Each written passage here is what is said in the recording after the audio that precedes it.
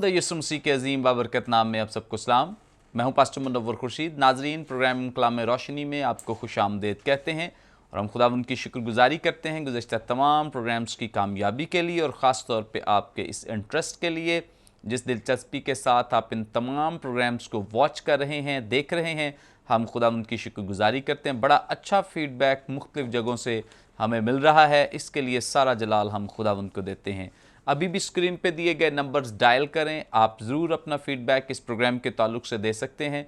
कोई सवाल हो आज के प्रोग्राम के ताल्लुक से, वो भी आप बता सकते हैं। इसी तौर से नाजरीन, आपको बताते चलें, ये दूसरे सीज़न का आज 79वां प्रोग्राम है जिसमें हम खुदा के कलाम की सच्चाइयों को सीखेंगे, जानेंगे और मेरा ईमान है आज आप इस प्रोग्राम के वसीले से बहुत बरकत पाएंगे। आज जिन खुदाम ने हमें ज्वाइन किया है खुदा के कलाम की सच्चाइयों को हम तक पहुँचाने के लिए, मुख्तसरन तारफ़ इनका आपके साथ करवाते चलें। हमें ज्वाइन किया है रेवरेंड वसीम उल्लाह खोखर साहब ने। Thank you so much sir. Thank you sir, thank you very much. और इनके साथ हमें ज्वाइन किया पास्टर रूबन कमर साहब ने। Thank you so much. बहुत शुक्रिया पास्टर साहब। और इनके साथ पास्टर इमरान बशीर साहब। Thank you very thank you so much.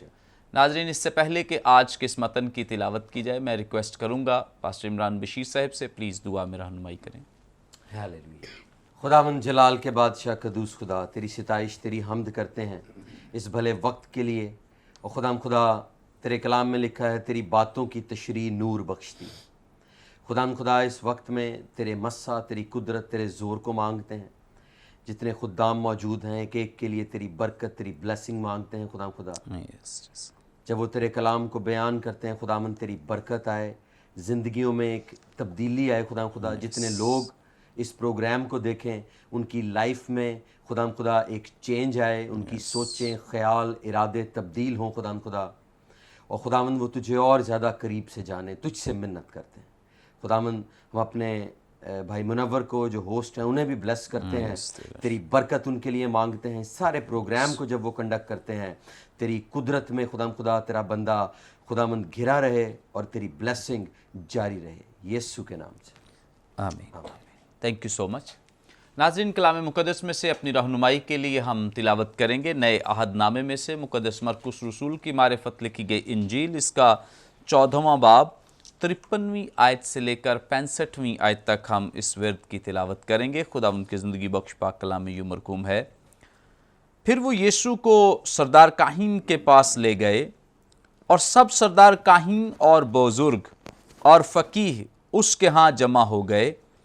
और पतरस फासिले पर उसके पीछे पीछे सरदार काहीन के दीवान खाने के अंदर तक गया और प्यादों के साथ बैठकर आग तापने लगा। और सब सदर अदालत वाले यीशु को मार डालने के लिए उसके खिलाफ गवाही ढूंढने लगे, मगर न पाई, क्योंकि बहुतेरों ने उस पर झूठी गवाहियां तो दीं, लेकिन उनकी गवाहियां मुत्तफिक न थीं। फिर बाज ने उठकर उस पर ये झूठी गवाही दी कि हमने उसे ये कहते सुना कि मैं इस मकदस को जो हाथ से बना है ढाऊंगा और 3 दिन में दूसरा बनाऊंगा जो हाथ से न बना हो। लेकिन इस पर भी उनकी गवाही मुत्तफिक न निकली। फिर सरदार काहीन ने बीच में खड़े होकर यीशु से पूछा कि तू कुछ जवाब नहीं देता, ये तेरे खिलाफ क्या गवाही देते हैं? मगर वो खामोश ही रहा और कुछ जवाब न दिया। सरदार काहीन ने उससे फिर सवाल किया और कहा, क्या तू सतूदा का बेटा मसीह है? यीशु ने कहा, हाँ मैं हूं, और तुम इब्ने आदम को कादर मुतलक की दाहिनी तरफ बैठे और आसमान के बादलों के साथ आते देखोगे। सरदार काहीन ने अपने कपड़े फाड़ कर कहा, अब हमें गवाहों की क्या हाजत रही? तुमने ये कुफर सुना, तुम्हारी क्या राय है? उन सब ने फतवा दिया कि वो कत्ल के लायक है। तब बाज उस पर थूकने और उसका मुंह ढांपने और उसके मुक्के मारने और उससे कहने लगे, नबूवत की बातें सुना। और प्यादों ने उसे तमांचे मार मार कर अपने कब्जे में लिया। कलाम मुक़द्दस के पढ़े सुने जाने पे खुदा उनकी बरकत हो, आमीन। नाज़रीन, कलाम मुक़द्दस का ये हिस्सा जो भी आप सबके सामने तिलावत किया गया है, ख़ास तौर पे खुदावंद यीशु मसीह की मसलूबियत के वो अहम वाक़यात हैं जिनको सीखना जानना बहुत ज़रूरी है। और यकीनन हम सबका ईमान है कि आज के इस सेशन के वसीले से, प्रोग्राम के वसीले से आप बहुत बरकत पाएंगे। सो आप सब ज़रूर इस प्रोग्राम को वॉच करें, देखें और दूसरों को भी इसके लिए इनकरेज करें ताकि वो खुदा के कलाम की सच्चाइयों को सीखें। हम जानेंगे सबसे पहले रेवरेंड वसीमुल्लाह खोखर साहब से। सर, हमारी रहनुमाई फरमाएं, लिखा है 53वीं आयत में कि फिर वो यीशु को सरदार काहीन के पास ले गए। तो सरदार काहीन के पास खुदावंद यीशु मसीह को ले गए। जिस तरह से गुज़श्ता एपिसोड में भी हमने देखा, खुदावंद यीशु मसीह की जो गिरफ्तारी है इसमें अपने ही बनाए हुए कवानीन जो हैं उन्होंने उनको सबोतास कर दिया है। और अब एक नया काम कर दिया है कि वो खुदावंद यीशु मसीह को लेकर, यानी रात का वक्त है ऑब्वियसली, और इस वक्त क्या कवानीन हैं जो सनहेड्रिन है उसके अकॉर्डिंगली क्या यीशु मसीह को सरदार काहिन के हाथ जाना चाहिए या नहीं जाना चाहिए, उनकी इस तरह से पेशी होनी चाहिए थी या नहीं होनी चाहिए थी? थैंक यू वेरी मच भाई साहब। आपने खुद ही बोल दिया, सनहेड्रिन जिसको सदर अदालत कहते हैं, ये सदर अदालत नहीं है, ये सदर अदालत है। जिसे अदालत आला का नाम दिया जाता है।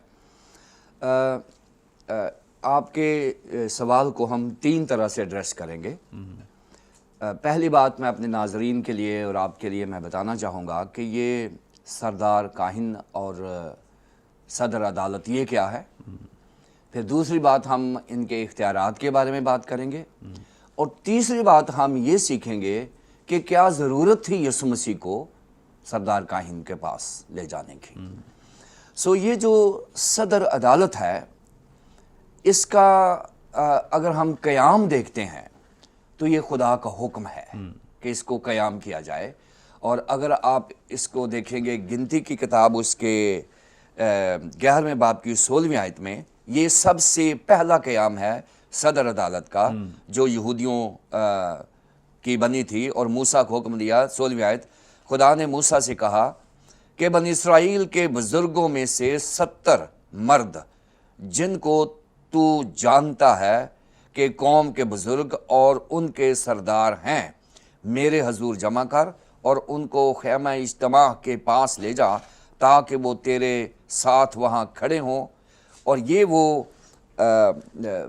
वक्त है जब मोसेस के पास काम ज़्यादा हो गया था, तो खुदा ने कहा था कि अच्छी बात है कि ये जो अदालती मामलात हैं, जो सिविलाइजेशन है, इश्यूज़ हैं, उनको एक बाकायदा एक अदालत या अदालत उज़्मा का क़याम किया जाए।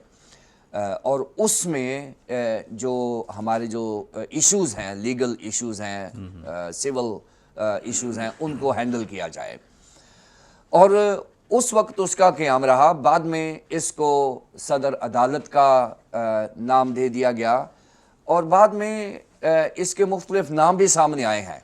एक दौर था कि इसका नाम जो है वो गैरोसिया नाम भी इसका इस्तेमाल किया जाता था, जब इसको अशराफ की कैबिनेट या कबीना कहा जाता था।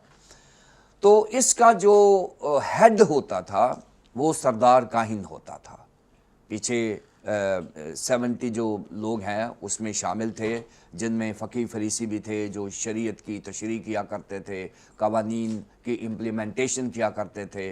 सो ये जो 70 बुज़ुर्ग हैं जिनको अशराफिया के नाम से भी जाना जाता था, और इनका जो हेड होता था वो सरदार काहिन हुआ करता था। पहली बात तो यह है। दूसरी बात कि ये जो सदर अदालत है, एक बात वाज़े कर दें कि 70 लोगों के लिए जो खुदावंद ने कहा, तो क्या ये जो इनका सरदार काहिन है वो 71वां मेंबर है? नहीं, ये 70 में शामिल होता था। अच्छा, ये 70 में, ये 70 लोगों की जमात थी जिनमें से ये सरदार काहिन जो था उसको हेड करता था। क्योंकि मोस्टली लोग इसकी यही तफसीर करते हैं कि शायद सरदार काहिन जो है 71वां मेंबर है। नहीं, ये 70 खुदा ने 70 का नंबर दिया है। ओके। और ये ओरिजिनली ये 70 की जमात है जिसमें से यही चुना जाता था जो सरदार काहिन हुआ करता था। تو اس کو یہ ایڈیشنل چارج دیا گیا تھا. بیسیکلی سردار کاہن کی جو ذمہ داری تھی وہ ہیکل کی جو چیزیں تھیں ان کو کرنا تھا, اور خاص طور پر جو اینول ان کا جو ہوتا تھا سپرنکلنگ آف بلڈ ہوتا تھا, جو کفارہ دیا جاتا تھا, وہ اصل میں ذمہ داری تھی. لیکن اس کے اوپر ایڈیشنل جو اختیارات ملے تھے وہ یہ تھے کہ اختیارات میں بات اب کرنے لگا ہوں. پہلے سردار کاہن کی بات کی, اب اختیارات کی بات کرنے لگا ہوں. اختیارات یہ ہیں کہ جو ودن دا جیوز نیشن جو ان کے ایشوز تھے, سب سے پہلے ضروری تھا کہ وہ ان کی لوکل جو سینہیڈرن ہے وہ ان کو ہینڈل کریں. وہ اپنے کیسز کو جو نیشنل جو سول کورٹس ہیں ان میں نہیں لے کر جایا کرتے تھے, جو رومن کورٹس تھیں وہاں نہیں لے کر جایا کرتے تھے, اور وہ بھی کیس نہیں لیتے تھے جب تک سینہیڈرن وہ فارورڈ کیس نہیں کرتی تھی. اس وقت تک وہ اننیسیسریلی جو رومی تھے انہوں نے ایک ٹو سم ایکسٹینٹ لبرٹی دی ہوئی تھی کہ جو یہودی ہیں وہ اپنے مسائل خود حل کریں, اپنی جو ان کی عدالت ہے اس میں ہی جائیں, اور زیادہ تر یہی ہوا کرتا تھا کہ وہ آپس میں ہی سیٹل کر لیا کرتے تھے, اور اس کے نیچے جو سزائیں وغیرہ ہوتی تھیں وہ دے دیتے تھے. لیکن سینہیڈرن کے پاس کیپٹل پنشمنٹ کا اختیار نہیں تھا. یعنی کیپٹل پنشمنٹ سے مراد یہ ہے کہ وہ جب تک یہ رومی عدالت سے پرمیشن نہ لے لیں وہ سزائے موت نہیں دے سکتے تھے, ان کے پاس یہ اختیار نہیں تھا. اور یہاں پر جو سردار کاہن ہے اس کو یہ دو ہیں یہاں بیسیکلی, ایک ہی پریمیسز میں دو سردار کاہن ہے, ایک ریٹائرڈ ہے اور ایک حاضر ڈیوٹی سردار کاہن ہے. جو حاضر ڈیوٹی سردار کاہن وہ کیفا ہے, لیکن کیفا کو جو سسر ہے یہ ریٹائر سردار کاہن ہے. اور خیال یہ کیا جاتا ہے کہ یہ جو حنا ہے یہ زیادہ جوش فیتھ میں زیادہ ریڈیکل تھا. یعنی اس کی جو فیتھ ہے, اس کا جو بلیف ہے وہ کٹر قسم کا یہودی تھا, اور وہ یہودی لاز کے اوپر, شریعت کے اوپر وہ کمپرومائز کرنے کے لیے تیار نہیں تھا. اور یہ جو لوگ ہیں جو اس کی اسیسینیشن کے لیے جا رہے ہیں, خدا یسوع مسیح کو مصلوبیت کے لیے پریزنٹ کر رہے ہیں, وہ یہ سمجھتے ہیں کہ یہ جو کیفا ہے کیونکہ وہ حاضر ڈیوٹی ہے شاید وہ ڈپلومیسی میں چلا جائے, اور انہوں نے کہا کہ ہم اس کو پہلے جو ان آفیشل ہے, حنا آفیشل سردار کاہن نہیں تھا, اس کے پاس یہ کیس لے گئے ہیں جو کہ نیسیسری تھا جب تک جوش عدالت جو ہے وہ فیصلہ نہیں دیتی یہ کیس آگے نہیں جا سکتا. اور یہاں سے جب اس نے کہا کہ ٹھیک ہے آپ اس کو کیفا کے پاس لے جاؤ, اور اس نے جو بھی اس وقت کا جو ذرائع ابلاغ تھے کیفا کو اپروچ کیا گیا, اور کیفا کو کہا گیا کہ اس کا فیصلہ کر. اور کیفا نے جب یہ سنا کہ یہ تو مشکل پڑ جائے گی, سزائے موت کا معاملہ ہے اور الزامات بھی آ رہے ہیں, اور یہاں پر کیفا نے اس ایشو کو کلیئر کر دیا کہ اس میں کسی قسم کی سزائے موت کے سمٹمز نہیں ملتے, کوئی جرم نہیں ملتا کہ اس کو سزائے موت دی جائے, لہٰذا آپ یہ ایشو جو ہے وہ پینتوس پلاطوس کے پاس لے جائیں. ٹھیک ہے, پھر یہ پینتوس پلاطوس کے پاس لے کر گئے ہیں. اب آپ کا سوال کا جو لب لباب ہے وہ یہ ہے کہ یسوع مسیح کیونکہ ایک ایشو تھا جیوس فیتھ کے لیے چیلنج تھا, اور یہ جو ریڈیکلائزڈ جیوز تھے وہ یسوع مسیح کو انڈرسٹینڈ نہیں کر رہے تھے, کیونکہ ایک نئی بات تھی جو خدا یسوع مسیح کر رہے تھے, اور لازمی تھا کہ اگر خداوند یسوع مسیح کو انہوں نے انڈر چیک رکھنا ہے تو وہ جب تک وہ صدر عدالت میں نہیں لے کر جائیں گے اس وقت تک یہ کیس پائے تکمیل تک نہیں پہنچ سکتا. سو پہلے وہ حنا کے پاس گئے اور پھر وہ کیفا کے پاس گئے, اور اس کو بائی پاس کرنا یہ جیوز کی صدر عدالت کی توہین تھی. لہٰذا ان لوگوں نے یوحنا کی انجیل کے مطابق خیال کیا جاتا ہے کہ جو پکڑ کر لائے تھے ان میں سے بھی یہودی آفیسرز تھے جو اس وقت کے مذہبی رہنما تھے, وہ پکڑ کر عدالت عظمیٰ کے پاس لائے ہیں, اور انہوں نے خداوند یسوع مسیح کے مقدمے کو پیش کیا ہے, اور پھر آپ کے اگلے سوالات میں اس مقدمات کی بھی بات کی جائے گی کہ کیوں اس پر مقدمہ ثابت نہیں ہو رہا. سو یہ ان کا لازمی تھا کہ وہ یہودی عدالت میں جائیں، اور 3 پیشیاں ہوئی ہیں یہودی عدالت میں اور 3 ہی رومی عدالت میں، اور مزے کی بات یہ ہے کہ 6 پیشیوں میں خدا یسوع مسیح بے گناہ ثابت ہوئے. پریز گاڈ، تھینک یو سو مچ. ناظرین، آپ نے بڑی ہی انفارمیٹیو ساری باتیں سنی ہیں اور یقیناً آپ سب نے بڑی برکت پائی ہے. یہاں پہ وقت ہوا ایک بریک کا، ہم لیں گے ایک شارٹ بریک. ہمارے ساتھ رہیے.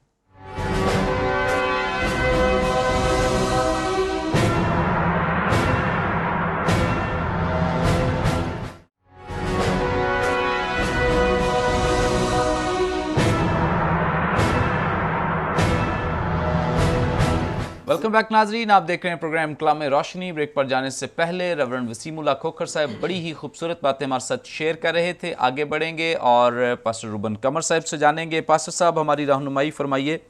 54ویں آیت میں ذکر اور پطرس فاصلے پر اس کے پیچھے پیچھے سردار کاہن کے دیوان خانے کے اندر تک گیا اور پیادوں کے ساتھ بیٹھ کر آگ تاپنے لگا.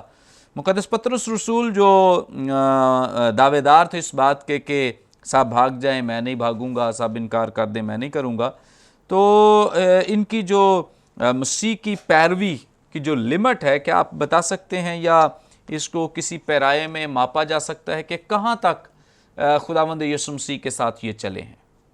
بہت شکریہ پاسٹر منور صاحب.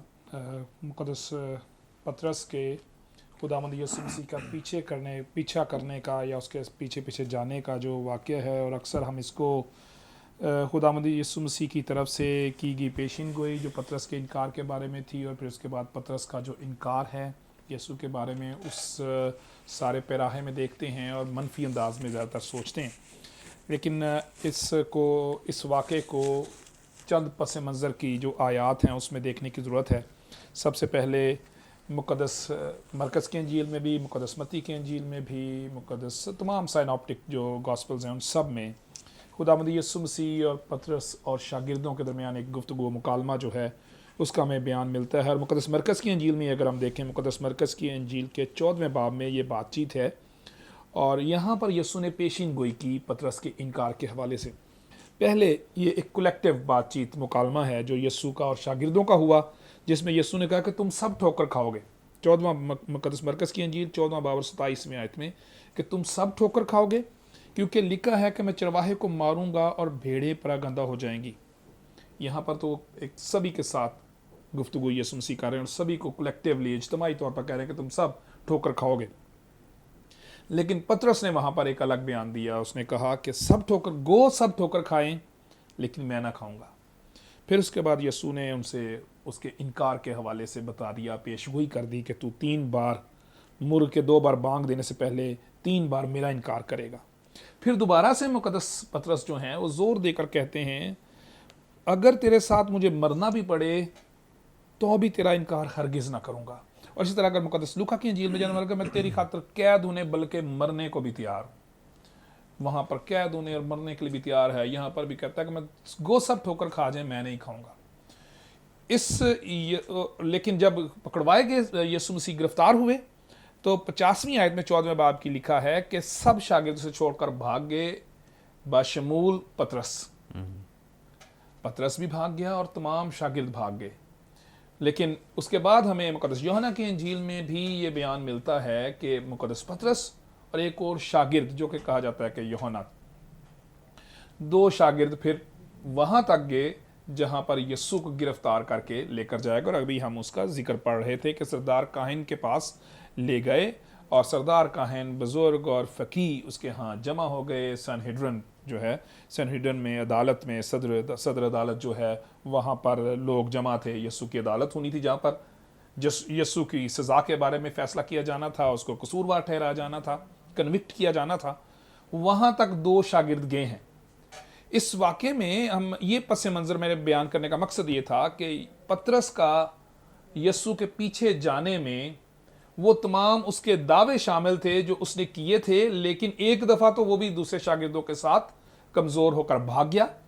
لیکن پھر شاید بعد میں پھر اس نے مضبوطی پکڑی اور وہ دعوے جو اس نے یسوع کے سامنے کیے تھے ان کو سچ ثابت کرنے کے لیے दोबारा से वो पीछे पीछे आया और उसने कोशिश की कि वो यस्सु को नजर आए, यस्सु के पीछे जाने, उस जगह तक जाने जहां पर यस्सु था और उसके बाहर सिहन में, कोर्ट यार्ड में, यहां पर जो लफ्ज है दीवान खाने का मतलब पैलेस, भी कहीं पर पैलेस, बाज वर्जन्स में पैलेस किया गया है, बाज में कोर्ट यार्ड किया गया है, लेकिन इसके लिए जो लफ्ज है ग्रीक लैंग्वेज में वो एक ही है, आलुए, जिसका मतलब है वो जगह जिसकी छत ना हो लेकिन वो किसी इमारत के साथ जुड़ी हुई हो, सिहन भी हम इसे कह सकते हैं। इसका मतलब ये है कि पतरस उस जगह तक गया जहां पर यस्सु को कन्विक्ट किया जाना था, जहां पर अदालत थी, और उस जगह से बाहर सिहन में जहां से यस्सु की नजर भी उस पर पड़ सकती थी, क्योंकि आगे में बयान मिलता है कि जब पतरस ने इनकार किया तो यस्सु ने उसकी तरफ देखा, ठीक है, यानी वहां तक जहां तक यस्सु गया वहीं तक पतरस ने भी उसका पीछा किया और उसका पीछा करते हुए रहा फासले पर, अपने आप को बचाता भी रहा, लेकिन वो चाहता होगा जरूर कि यस्सु को नजर आए। इसमें मनफी बातें तो बहुत सी हो सकती हैं, लेकिन मुस्बत बातें ये भी हैं कि उसने अपने दावे की, अपने वादे की पासदारी करने की हत्तल इम्कान कोशिश की जो इंसानी इस्तात रखने तक वो कर सकता था, जिस हद तक वो कर सकता था उसने की। एक दफा पहले कमजोर हो गया और शागिर्दों के साथ भाग गया, बाद में भी आगे जाकर फिर कमजोर हो जाता है और आखिरकार करता है, लेकिन उसने पूरी कोशिश की कि जहां तक यस्सु जाता है उसके पीछे जाए, यस्सु के साथ उसका आमना सामना होता रहे और वो जान सके कि यस्सु के साथ क्या होता है, नताइज क्या होते हैं। बाहर बैठ गया प्यादों के पास, सिहन में बैठ गया। बाहर का मतलब ये नहीं कि कहीं बिल्डिंग से बाहर बैठ गया, जहां यस्सु थे उसके पास ही सिहन में, उनसे कुछ दूर हटके जहां प्यादे थे यानी गार्ड्स थे उनके पास बैठकर आग तापने लगा। यानी है करीब ही था, लेकिन उसका मकसद ये था, पस मंजर ये था कि वो यस्सु के साथ किए गए वादे के मुताबिक यस्सु के साथ रहे। मैं तेरे साथ कैद होने बल्कि मरने को भी तैयार हूं, वो इसको पूरा करने की कोशिश कर रहा था और उसके साथ साथ रह रहा था। और उसको अंदर ले जाने में दूसरे शागिर्द जिसके बारे में कहा जाता है कि यूहन्ना ने, उसने किरदार अदा किया जो कि उसको अंदर लेकर गया, क्योंकि लिखा है कि वो सरदार काहिन के साथ जान पहचान थी। वो बाहर आया, वो पहले जा चुका था अंदर, लेकिन बाद में हमें यहाँ पर इनकार पतरस का जिक्र मिलता है, सलीब पर जाकर यूहन्ना का जिक्र मिलता है कि वो वहां तक साथ रहा। लेकिन यूहन्ना और पतरस दोनों गए, लेकिन यहाँ पर खास तौर पर क्योंकि हम पतरस के बारे में जिक्र कर रहे हैं तो वो यस्सु के साथ रहा और वहां तक गया जहां पर यस्सु की अदालत हो रही थी। Praise God, thank you so much. नाज़रीन आगे बढ़ेंगे और ख़ास तौर पे 55वीं आयत में देखेंगे, लिखा है सरदार काहिन और सब सदर अदालत वाले यीशु को मार डालने के लिए उसके खिलाफ गवाही ढूंढने लगे मगर न पाई। इमरान साहब हमारी रहनुमाई फरमाएं, सरदार काहिन और बाकी लोग भी जो हैं खुदावंद यीशु मसीह के ख़िलाफ़ कोई ऐसे चार्जेस ढूंढ रहे हैं कोई लगा सकें ताकि, अच्छा ये बताइए कि क्या इन्हीं के कवानीन के मुताबिक, सनहेड्रिन के कवानीन के मुताबिक या रूमी गवर्नमेंट के कवानीन के मुताबिक क्या पॉसिबिलिटी है कि किसी पर चार्जेस लगाए बगैर उसको गिरफ्तार किया जाए या उस पर कोई मुकदमा जो है वो चलाया जा सके? जी, प्रेज़ द लॉर्ड। बड़ी खूबसूरत बातें खुदाम के खादमीन ने, ज़बरदस्त बातें बयान की हैं इस पूरे वाक़े के तनाजुर में। और इसी सिचुएशन के अंदर अगर हम गौर करें तो खुदावंद यीशु मसीह जो हैं वहाँ पर मौजूद हैं और सनहेड्रिन, जिस तरह से आप बात कर रहे हैं, सनहेड्रिन के अंदर जितने भी बुज़ुर्ग सरदार काहिन हैं, बुज़ुर्ग हैं, फ़क़ा के आलम, सब लोग वहाँ मौजूद हैं। तो उनका तो बहुत देर से ये प्लानिंग है कि वो कुछ ना कुछ ऐसा फाइंड आउट करें, कुछ ना कुछ ऐसी चीज़ पैदा करें जिससे वो खुदावंद यीशु मसीह को जो है वो किसी भी तरीके से वो मार सकें या कोई ना कोई ऐसा पॉइंट ढूंढ सकें जो इस बात के लिए उनको मिल जाए कि वो उसको जो है वो मार सकें। लेकिन अगर हम बाइबल का मुताला करें तो हमें पता लगता है कि जितने भी कवानीन शरीयत के अंदर मौजूद हैं, मूसवी शरीयत में, कि जिस पर किसी को ये सज़ा दी जा सकती है कि उसको जान से मारा जाए, अगर हम उन कवानीन की स्टडी करें तो हमें यह पता लगता है कि खुदावंद यीशु मसीह ने कोई ऐसा काम नहीं किया थ्रू आउट हिज लाइफ, जितना वक्त उन्होंने गुजारा है, जितना वक्त वो तालीमात देते रहे हैं, सब जगह से ये ख़बरें लेते रहते थे और हमेशा इनके जो स्पाइज होते थे वो यीशु मसीह के पीछे रहते थे ताकि वो फाइंड आउट करें कि कोई ऐसी बात मिल जाए जिससे वो उसको मार सकें। तो खुदावंद यीशु मसीह ने, जिस तरह से खुदावंद के कलाम में भी लिखा है कि वो शरीयत को पूरा करने आया है, उसको منسوخ کرنے نہیں آیا, اس کو بریک کرنے نہیں آیا, مطلب اس نے اپنی لائف میں کوئی ایسی بات نہیں کی جس سے اسے توڑا جا سکے. سو چند باتیں میں ضرور کہنا چاہوں گا جو کہ پرٹیکولرلی موسوی شریعت کے اندر موجود ہیں, جس میں کسی کو قتل کیا جا سکتا ہے. یہ جو یہودیوں کے قوانین کے مطابق اس میں بتوں کی پرستش ہے. استثنا کی کتاب اس کے 13ویں باب میں اس کی پہلی آیات میں یہ حوالہ آپ کو مل جائے گا. اس کے بعد ہے کہ جی اگر آپ اپنے والدین کو ڈس آنر کرتے ہیں تو اس میں لکھا ہے کہ اگر کوئی ایسا ہے تو اس کو شہر کے پھاٹک پر لے جایا جائے اور وہاں پر اسے سنسار کیا جائے. اس کے بعد ہے اگر کوئی زناکاری کرتا ہے اس پر بھی اس کو وہ واجب القتل ہے. اگر کوئی قتل کرتا ہے تو اس پر بھی وہ واجب القتل ہے. کڈنیپنگ ہوتی ہے اس پر بھی وہ واجب القتل ہے. اور یا وہ کسی کی جھوٹی گواہی دیتا ہے. سو اس لیے وہ ہمیشہ ڈھونڈتے رہے کہ ہمیں ایسے 2-3 لوگ مل جائیں جو ان باتوں میں سے کوئی بات فائنڈ آؤٹ کر لیں خداوند یسوع مسیح کی ذات میں, ان کے کاموں میں, ان کی باتوں میں, کہ جس سے ہم انہیں مار سکیں. اب گواہی کے لیے جو قانون موجود ہے میں وہ ضرور چاہوں گا کہ ہم اس کو پڑھیں.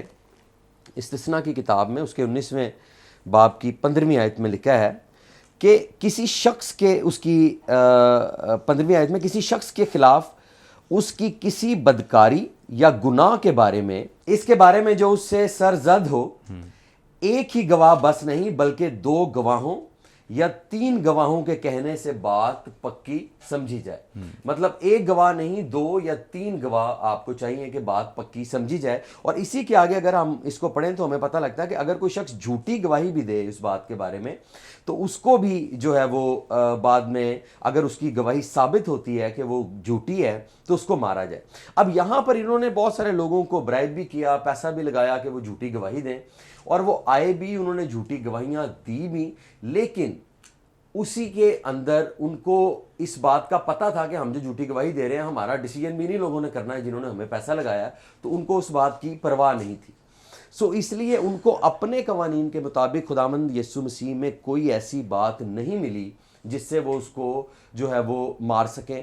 اسی لیے انہوں نے جب وہ حنا نے اپنے داماد کیفا کے پاس جو سردار کاہن تھا اس وقت کا, اس کے پاس بھیج دیا تاکہ وہ فائنل, اور اس نے خداوند یسوع مسیح سے پوچھا, اور جب پوچھا اور اس نے اس بات کا جواب دیا تو اس بات پہ انہوں نے وہ کیا. اب آتے ہیں تھوڑی دیر کے لیے ہم رومیوں کی طرف, کیونکہ آبویس ہے کہ اوورال جو رولرز تھے وہ رومی تھے. تو جو رومیوں کے قوانین ہیں ان کے قوانین میں 2 میجر باتیں جو ہیں وہ موجود ہیں. ایک ان کا جو پرائیویٹ افینسز ہیں اور ایک ان کے جو پبلک افینسز ہیں. اگر پرائیویٹ افینسز کی بات کریں تو وہ ان کے قانون بہت ہی سخت اور اسٹریٹ فارورڈ ہیں. ان کے قوانین کے مطابق جو یہاں پر ہم نے موسوی شریعت کی باتوں کو دیکھا ہے, ان کے لیے یہ چیزیں میٹر ہی نہیں کرتی. ان کو ان بات کی پرواہ ہی نہیں تھی کہ یہ کیا کہتے ہیں, یہ کیا وائلیشن ہے, کیا چیز ہے, ان کو اس بات کی پرواہ نہیں. ان کے اگر پرائیویٹ افینسز کی بات کریں تو اگر کچھ کرتا ہے تو اس سے یا تو پیسہ لے لیا جاتا تھا یا اس کی پراپرٹی وغیرہ جو ہے وہ لے لی جاتی تھی.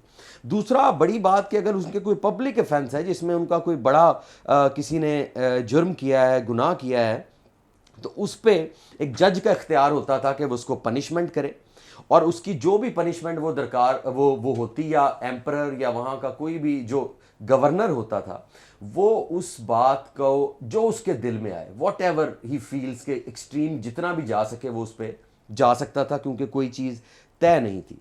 اور پرٹیکولرلی رومیوں کے اندر اگر کسی شخص کو ایگزیکیوٹ کرنا ہوتا تھا, کسی شخص کو انہوں نے مارنا ہے, تو اس کے بھی ان کے بڑے سخت قوانین تھے, جن میں وہ بعض اوقات لوگوں کو جو ہے وہ زندہ جلا دیا کرتے تھے, انہیں بیہیڈ کرتے, ان کا جو سر ہے وہ اتارتے تھے, قتل کرتے تھے انہیں, اور اس کے بعد ان کی جنگیں, اگر کسی شخص کو مارنا ہے تو اس کی جنگ کسی وائلڈ اینیمل سے, بیسٹ سے کرائی جاتی تھی.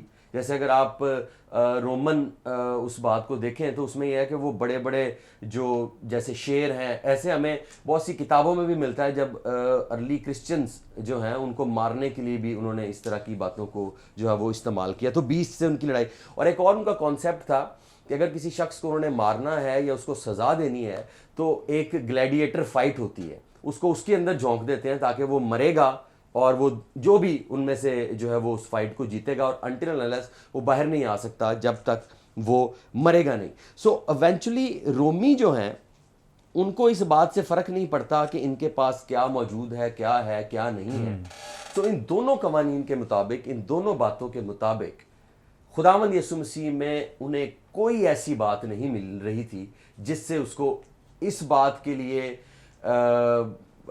ٹھہرایا جائے, الزام دیا جائے کہ یہ واجب القتل ہے. ہاں جی, تو جس طرح سے ہم بات کر رہے تھے اس کا میں تھوڑا سا کنکلوژن اس اینگل میں کرنا چاہوں گا کہ دیکھیں الٹیمیٹلی چاہے یہودی ہیں, رومی ہیں, ان کے پاس کوئی ایسی وجہ موجود ہی نہیں تھی جس سے وہ یہ کر سکتے. پرٹیکولرلی اگر ہم سینہیڈرن کی بات کریں تو جس وقت میں وہ یہ مقدمہ لے کے آئے ہیں وہ وقت ہی نہیں ہے جس میں کر سکیں. نمبر 2, ہر ایک جو بھی شخص ہوتا ہے جس پر مقدمہ چلایا جاتا ہے اس کو یہ رائٹ حاصل ہے کہ وہ ایڈوکیٹ کر سکے, وہ اپنے لیے کوئی لائر کر سکے, انہوں نے وہ بھی چانس نہیں دیا. اس کے علاوہ اور بہت ساری اس طرح کی باتیں موجود ہیں کہ جو انہوں نے اپنے ہی لاز جو ہیں وہ وائلیٹ کیے ہیں, اپنے ہی قوانین جو ہیں وہ بریک کر دیے ہیں. اس کے علاوہ وہ خداوند یسوع مسیح کو اس طرح سے رات کے ان پہروں میں بلکہ اس کو وقت دیا جاتا ہے, اس کو ٹائم دیا جاتا ہے, انہوں نے وہ بھی نہیں دیا. اور پرٹیکولرلی اگر ہم رومیوں کی بات کریں تو جب ان کے پاس یہ معاملہ آیا ہے تو انہیں بھی ایز سچ کوئی چیز ملی نہیں ہے, کیونکہ ان کی جو کیپٹل پنشمنٹ ہے اس کے اندر بھی ان کو جو ایگزیکیوٹ اگر کسی کو کرنا ہے تو اس کی ایگزیکیوشن کے لیے بھی پراپر بیسکس ہونی چاہیے. جس طرح سے جب تک وہ مقدمہ چلے گا نہیں, اس کی گواہیاں ہوں گی, اس کے بعد ریزلٹس آئیں گے, اس کے بعد اس کو جو ہے وہ سزا سنائی جائے گی. لیکن رومیوں نے بھی صرف ایک پبلک پریشر کو دیکھ کر کہ اب یہ سارا بلوا ہو رہا ہے جس کو انہوں نے پورا بنایا, اس کے مطابق انہوں نے اس چیز کو کیا. اور ایک آخری بات میں ضرور کرنا چاہوں گا, اس سارے واقعہ سے جتنے بھی ہمارے ناظرین دیکھ رہے ہیں, جو لوگ بھی ہمیں سن رہے ہیں, ضرور اس واقعہ سے سمجھیں کہ کبھی بھی لائف میں نیور ٹرائی کہ اگر کسی شخص کی کوئی بات کہیں سے آپ کو پتہ لگتی ہے تو آپ اس کی گواہی دینا شروع کر دیں, اس کے بارے میں یا اس بات کو انڈروز کرنا شروع کر دیں اگر آپ کو خود پتہ نہیں ہے یا آپ اس سے نا واقف ہیں, آپ نے کسی سے سنی ہے. تو یہ بھی میں ضرور چاہوں گا, پرٹیکولرلی ہمارے جتنے بھی خادمین ہیں چرچز کے اندر یہ بات بڑی زیادہ پائی جاتی ہے کہ نہیں بھی بات بتانی تو بتانے کا انداز یہ ہوتا ہے کہ جی آئے اس شخص کے لیے دعا کریں کیونکہ یہ بات اس کی پتہ لگی, حالانکہ اس کا آپ کے پاس نہ کوئی ثبوت ہوتا ہے نہ کوئی بات ہوتی ہے, تو بس اس بات کو فردر انکریز کی. تو ہمیں اس ایک چیز کو بھی سمجھنا ہے کہ کسی کے خلاف کسی قسم کی جھوٹی گواہی یا کوئی ایسی بات جس کا آپ کو پتہ نہیں ہے, آپ کا دل آپ کا ضمیر اگر اجازت نہیں دیتا خداوند کے بیٹے بیٹی ہوتے ہوئے, تو آپ پلیز اس چیز کو فردر پھیلائیں مت یا بڑھائیں نہ. تھینک یو سو مچ. اور آج کل تو عدالتوں میں بھی بڑی اس بات کے لیے پابندی اور سختی کی جا رہی ہے, جھوٹے جو گواہ اٹھ کھڑے ہوتے ہیں اور پیسے لے کر گواہی دیتے ہیں. تھینک یو سو مچ. ناظرین, آپ نے بڑی خوبصورت باتیں سنی ہیں کہ کس طور سے خداوند یسوع مسیح ہر معاملے میں بے گناہ ہیں, لیکن اس کے باوجود خداوند یسوع مسیح پر بغیر کسی چارجز کے انہیں گرفتار بھی کیا گیا ہے, پھر مقدمہ بھی چلایا گیا ہے, رات کے وقت انہیں پیش کیا جا رہا ہے, اور کسی بھی طرح سے سنہیڈرن کے لوگوں کو اکٹھا کرنا رات کے وقت یہ ممکن ہی نہیں ہے. ان کو کال کرنا میٹنگ کے لیے, پھر عدالت لگانا رات کے وقت, یا جو کورم ہے وہ پورا کیے بغیر ان کو کسی کا مقدمہ سننے کی اجازت نہیں ہے. لیکن ان ساری چیزوں کو وائلیٹ کرتے ہوئے مقدمہ بھی چلایا گیا ہے, گرفتار بھی بغیر چارجز کے کیا گیا ہے, اور رات کے وقت کسی کو گرفتار بھی نہیں کیا جا سکتا ہے. یہ ساری چیزیں بھی خداوند یسوع مسیح کے خلاف اگینسٹ ہمیں دکھائی دیتی ہیں کہ یہودیوں نے اپنی اس انا کو لے کر, کاروبار کو لے کر, جو کہ وہ مذہب کے نام پہ کر رہے تھے, اس کی وجہ سے انہوں نے خداوند یسوع مسیح پر یہ سارے مقدمات چلائے ہیں, کیونکہ یہودی قطعاً اس بات کے حق میں نہیں تھے کہ جو تعلیمات خداوند یسوع مسیح دے رہے ہیں یہ عام لوگوں تک پہنچ سکیں, کیونکہ جب یہ پہنچتی تھیں تو لوگ یہودیوں کی تعلیمات سے متنفر ہو جاتے تھے, کیونکہ وہ خدا کے کلام کی جو ایگزیکٹ شریعت جو مرد خدا بزرگ موسیٰ کی معرفت شریعت ملی تھی, وہ اس کو کم اور اپنی روایات کو اور اپنی ٹریڈیشنز کو اور اپنا جو اورل لا ہے, جو زبانی شریعت ہے, اس کو زیادہ प्रमोट करते थे, जो कि खुदावंद यीशु मसीह जिसको कंडेम करते रहे हैं, जिसकी मजम्मत करते रहे हैं, और बारहा उन्होंने इस बात के लिए इनको मलामत भी की है कि तुम खुदा के कलाम को रद्द करते हो और अपनी रवायात को ज़्यादा अहम दर्जा देते हो। सो इस की बिना पर ये नहीं चाहते थे कि खुदावंद यीशु मसीह जो हैं ये लोगों तक अपनी तालीमात जो हैं वो फैला सकें। सो इस बात को ख़त्म करने के लिए ये सारी कार्रवाई की जा रही है। गलत ही मुकदमात, गलत गिरफ्तारी, गलत बातें और सारी झूठी गवाहियाँ, लेकिन कोई भी सबूत, कोई भी प्रूफ खुदावंद यीशु मसीह के खिलाफ नहीं मिला है। इसके लिए हम खुदावंद की शुक्रगुजारी करते हैं कि हम जिसे खुदा का बेटा कहते हैं और अपना निजात दहिंदा मानते हैं, उसकी ज़िंदगी में किसी तरह का कोई गुनाह नहीं है, कोई ख़ता नहीं है। इसके लिए हम खुदा का शुक्र करते हैं। नाज़रीन, वक्त हुआ यहाँ पे एक ब्रेक का, हमारे साथ रहिए, लेंगे एक शॉर्ट ब्रेक, देखते रहिए कलाम रोशनी।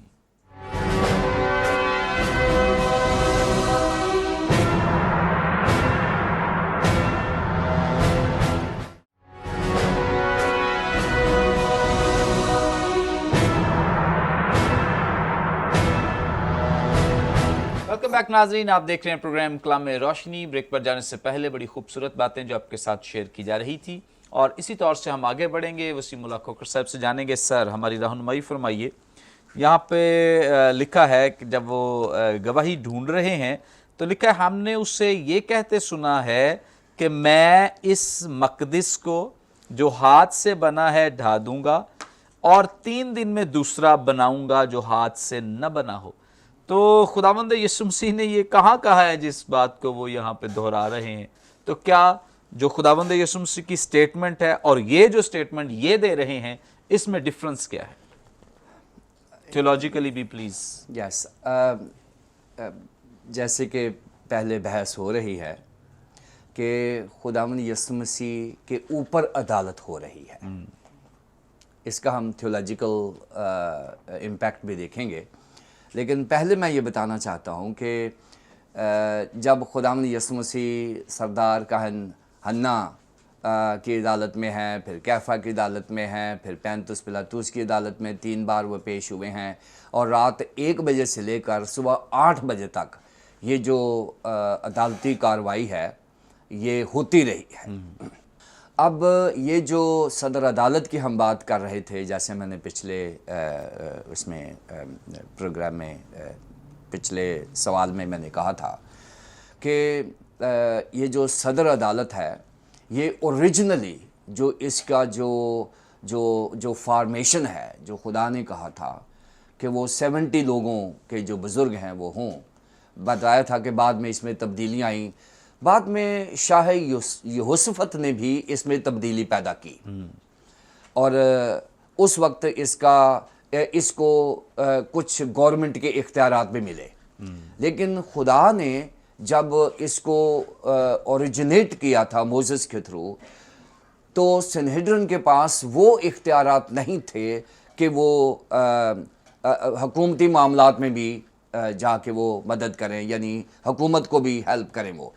लेकिन यहोशफत के बाद ये इख्तियारात बढ़ते गए और फिर नए अहदनामे में इसकी फॉर्मेशन में भी तब्दीली आई और उसमें कुछ 71 का नंबर आ गया, कुछ 72 का नंबर आ गया कि ये जमात जो है ये 70 के बाद शायद सरदार काहन जो है वो 71वां है या 72वां है। इस तरह से नंबर के ऊपर वेरिएशन है, लेकिन इनके इख्तियारात और इनके जो अहमियत है वो सेम है। जो लेकिन एडिशनल जो चीज़ें हैं वो इसमें जमा होती गई हैं।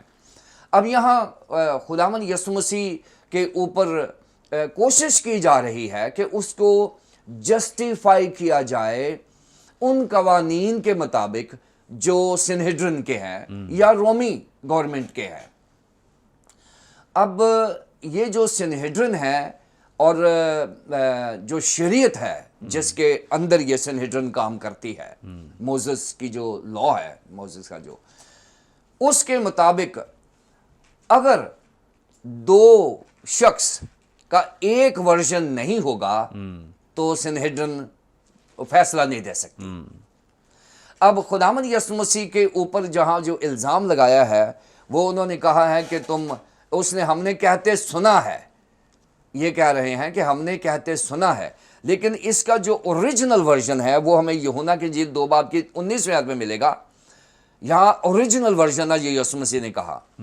यीशु ने जवाब में उनसे कहा, इस मकदस को ढा दो। ये नहीं कहा कि इसने कहा कि मैं इस मकदस को ढाऊंगा और मैं 3 दिन के बाद इसे बनाऊंगा, ये बात नहीं हुई।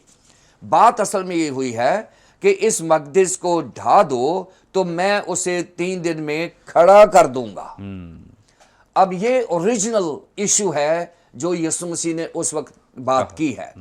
अब यहां पर इन्होंने ट्विस्ट किया है इस बात को कि हमने इसे कहते सुना है कि ये कहता है कि मैं इस मकदस को ढाऊंगा और मैं इसे बनाऊंगा। अब यहां पर यहूदी जो है वो 3 चीजों के खिलाफ बात नहीं सुन सकते थे। एक तो वो खुदा और मूसा के खिलाफ बात नहीं सुन सकते थे। नंबर 2 वो हैकल के खिलाफ बात नहीं सुन सकते थे। नंबर 3 वो शरीयत के खिलाफ नहीं बात सुन सकते थे। अब यहां पर हैकल की बात आ गई है और हैकल के लिए अब इन लोगों का ख्याल है कि अगर हम सरदार काहिन कैफा को और हन्ना को ये बात बताएंगे कि मकदस की बात करता है तो हम इस बात में कामयाब हो जाएंगे कि ये हमें फेवर मिलेगी कि हम यीशु मसीह को गिराने में, उसको ढाने में या उसको कत्ल करने में कामयाब हो जाएंगे। अब उनकी गवाहियां नहीं मिल रही। एक कह रहा है कि हमने ये सुना है, दूसरा ये कहता है कि नहीं, उसने ये नहीं कहा था, कि उसने तो कहा था कि तुम इसको ढा दो तो मैं इसे बना दूंगा। अब ये जब वेरिएशन आ गई है तो जब तक 2 गवाहियां पूरी ना हो उस वक्त तक कोई फैसला नहीं सुनाया जा सकता। और मजे की बात यह है कि आज दुनिया की अदालत के सामने वो खड़ा है जिसने दुनिया की अदालत करनी है, जिसने दुनिया की अदालत करनी है, और दुनिया उसके ऊपर झूठी अदालत कर रही है जबकि वो दुनिया की सच्ची अदालत करेगा। और यहां पर खुदावंद यीशु मसीह की सिचुएशन को सामने बताया गया है कि ये वो शख्स है जो दुनिया की अदालत करेगा। और आज दुनिया के पास कोई गवाह नहीं मिल रहा उसके पास कि उसकी गवाही दे दे जो उसकी बेगुनाही का सबूत है। Thank you so much. और ख़ास तौर पे यहूदी जिस बात को ट्विस्ट कर रहे हैं, खुदावंद यीशु मसीह ने जिस तौर से बयान किया कि इसको ढा दो, इस मकदस को ढा दो, और यहूदी कह रहे हैं कि इसने कहा था कि मैं ढा दूंगा और फिर इसे बनाऊंगा, लेकिन ऐसा हरगिज़ नहीं खुदावंद यीशु मसीह ने कहा। इसके पीछे लॉजिक ये था क्योंकि जो खुदावंद यीशु मसीह मकदस की बात कर रहे हैं वो इसलिए कर रहे थे, वो अपने बदन के ताल्लुक से बात कर रहे थे, और खुद उन्होंने बदन को ढाना नहीं था, ना ही कोई ऐसा प्लान था, ना ही खुदा की ऐसी मर्जी थी। वो कह ये रहे थे, इशारतन कह लें, इस्तलाहन कह लें, वो इसलिए कह रहे थे कि तुम इसे ढा दो, मतलब कि ये ऐसा होगा, यहूदी ही उसे मारेंगे और कत्ल करेंगे और मसलूब करेंगे। और खुदाबंद यीशु मसीह इशारतन कह रहे हैं कि मैं इसे खड़ा करके दिखाऊंगा। और एक तरफ सॉरी आपकी इजाजत के साथ जी उन्होंने कर दिया हाँ। और उसके साथ खुदावंद यीशु मसीह ने जब ये कहा है हैकल के ताल्लुक से, तो वाकई वो कह रहे थे हैकल को ही कि तुम ढा दो इस बदन को, और आइंदा जो हैकल होगी वो यही होगी जो उनका बदन है, यानी जो कलीसिया है। मैं बिल्कुल डेशन यही बनता है। Thank you so much. और यकीनन खुदावंद यीशु मसीह के जो कहे हुए अल्फाज हैं उनको बदला गया, तब्दील किया गया, लेकिन यीशु मसीह ने जो कहा था वो अपने अल्फाज पे अभी भी खड़े हैं और अभी भी वो उन्हीं अल्फाज की पैरवी कर रहे हैं। और आगे बढ़ेंगे हम और इसमें से जो खूबसूरत बात एक सीखेंगे, जानेंगे पास्टर रुबन कमर साहब से। पास्टर साहब, खुदावंद यीशु मसीह को बहुत सारे सवाल किए जा रहे हैं, इग्नोर करते जा रहे हैं, जवाब ही नहीं दे रहे। और एक सवाल पे आके वो बोल उठे हैं जब उन्हें बेटे का सवाल किया गया है। तो क्या इसमें क्या लॉजिक क्या है कि पहले किसी सवाल का जवाब नहीं दिया लेकिन एक सवाल पे आके ठहर गए हैं, वहां पे आके वो बोलना शुरू हुए हैं? जी, अगर हम इसको इस 61वीं आयत पे हम पहुंच चुके हैं, उसका आगाज़ ये है, मगर वो खामोश ही रहा और कुछ जवाब ना दिया। जितने सवाल पहले थे उसमें तो हम पढ़ चुके हैं कि गवाहियां ही मुतफिक नहीं थी, वो खुद ही नाकाम हो रहे थे। जो कुछ इरादा वो कर चुके थे और जिसके मुताबिक वो साजिश कर रहे थे उसमें खुद ही नाकाम हो रहे थे वो लोग, جو یسوع کو مارنا چاہتے تھے، اور یہ ایک سازش تھی جس کے بارے میں ہم یوحنا کی انجیل میں پڑھتے ہیں، اور اس کو بڑا واضح انداز میں کائفہ جو سردار کاہن ہے وہ اس کو لیڈ کر رہا تھا۔ اگر ہم یوحنا کی انجیل کے 11ویں باب کو پڑھیں تو وہاں پر کائفہ نام ایک شخص جو اس سال سردار کاہن تھا ان سے کہا تم کچھ نہیں جانتے۔ یوحنا کی انجیل کے 11ویں باب کی 49ویں آیت سے یہ شروع ہوتا ہے، اور نہ سوچتے ہو کہ تمہارے لیے یہی بہتر ہے کہ ایک آدمی امت کے واسطے مرے نہ کہ ساری قوم ہلاک ہو۔ اس کے بعد انہوں نے یہ سازش شروع کر دی تھی کہ ہم نے اس شخص کو ٹھکانے لگانا ہے۔ اس کے لیے وہ گواہیاں ڈھونڈ رہے تھے لیکن ناکام تھے، اور یسوع بھی خاموش تھے۔ گواہیاں جھوٹی تھیں اور یسوع ان کو جواب نہیں دے رہے تھے، رسپونڈ نہیں کر رہے تھے۔ لیکن جس بات پہ یسوع سے سوال کیا گیا وہ سردار کاہن نے بڑی ہوشیاری کے ساتھ اپنی سازش کو عملی جامہ پہنانے کے لیے وہ سوال کیا جو حقیقت پر مبنی تھا، جو اس کے بارے میں پیشین گوئیاں تھیں، اور اس کی نبوت جو اس نے خود بھی کی تھی اس سال سردار کاہن ہوتے ہوئے، اور یسوع کے بارے میں جو نبوتیں تھیں اس کے مطابق اس نے سوال کیا۔ یہ اصل میں سازش کا حصہ تھا، اور یقیناً وہ بھی جانتے ہوں گے کہ یسوع یہ جواب ضرور دے گا۔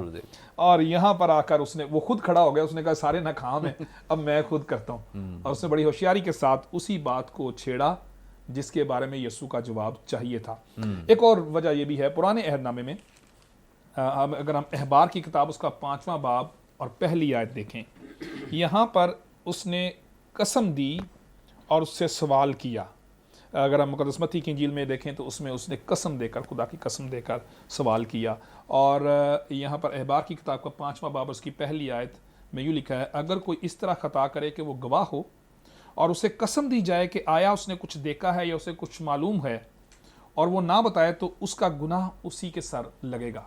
یعنی اگر قسم دی جائے تو پھر ضروری تھا کہ گواہ جو ہے وہ سچ بولے، اور یہاں پر بھی یسوع کو قسم دی گئی، اس کے بعد کوئی رکنے کا موقع نہیں رہتا۔ یسوع نے شریعت کی اس بات کو بھی، اور خداوند یسوع مسیح دوسرے یہودی لڑکوں کی طرح ابن شریعت تھے، اور یہ لوگ شریعت کو زبانی یاد کیا کرتے تھے، حفظ کیا کرتے تھے، اور ازبر یاد ہوتی تھی، اور یقیناً سب احکام یسوع کو بھی یاد تھے، اور اس کے مطابق یسوع نے شریعت کے حکم کے مطابق اس قسم کے مطابق سچ بولنے کے لیے ٹھان لی اور جواب دیا۔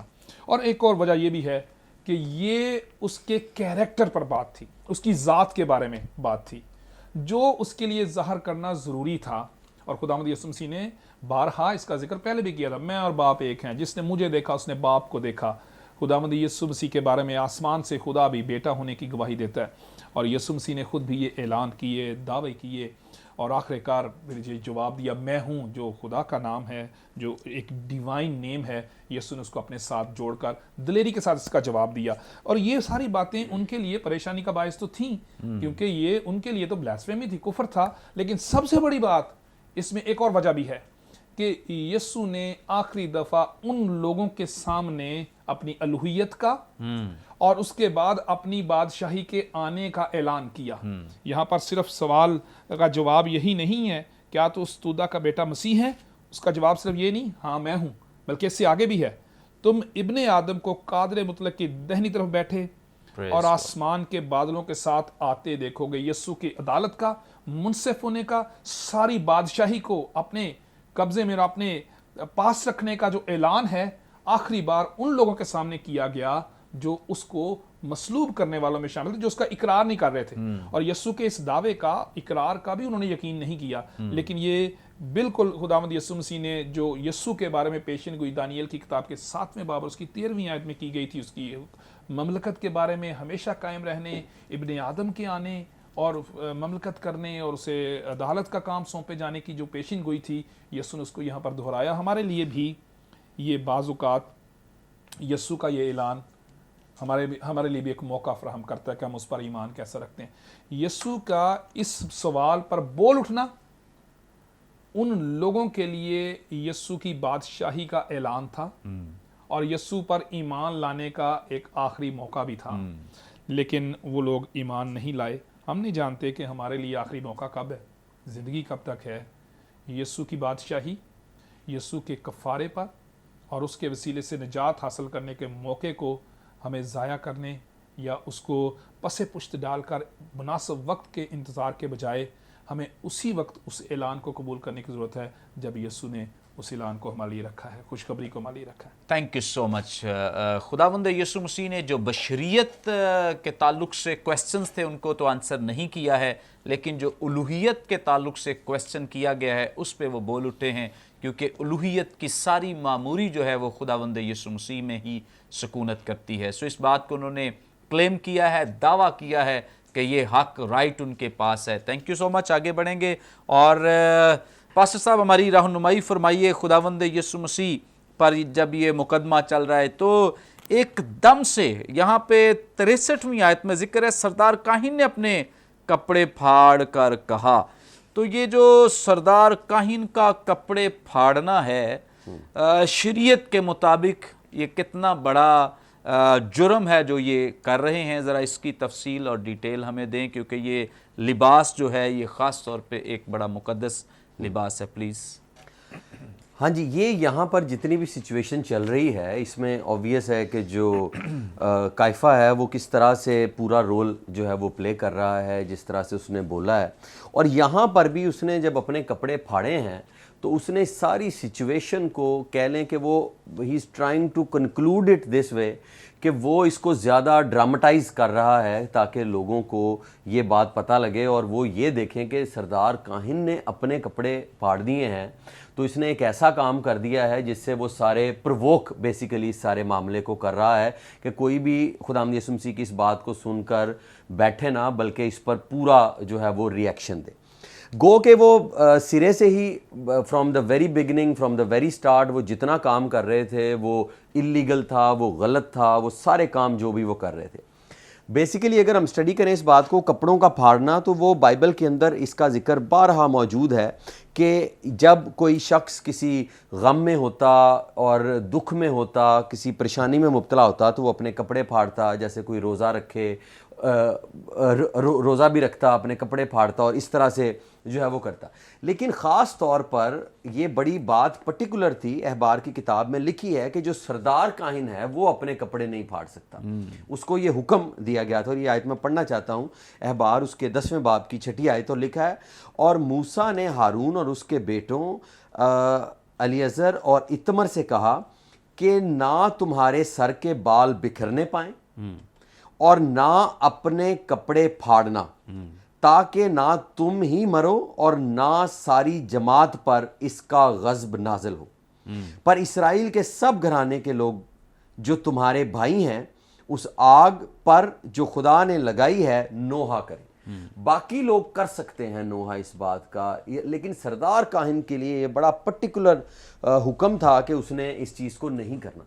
लेकिन बाइबल के अंदर जैसे मैं बता रहा था कि बहुत सारे मकामात पर ये बात मौजूद है कि जब लोगों ने इस बात को किया है, जिसमें दाऊद है उसने जो है वो किया जब उसने ये ख़बर सुनी कि साउल और जोनाथन जो है वो मर गए हैं। इसके अलावा और बड़ी एग्जांपल्स बाइबल के अंदर मौजूद हैं। नए अहद में भी पौलुस और बरनबास ने ये किया जब लोगों ने उनको वर्शिप करना शुरू कर दिया, ताकि वो ये बता सकें कि हम नहीं हैं बल्कि हम जिसकी बाबत बात करते हैं तुमने उसको जो है वो वर्शिप करना है। असल में ये जो काम कपड़ों का फाड़ना, इसका असल में जो मतलब है वो ये है कि ये एक रिप्रेजेंटेशन है। असल में तो बात ये है कि हम अपने ये जब कपड़ों को चाक किया जाता तो इसका मतलब था कि हमने अपने दिलों को चाक करना है।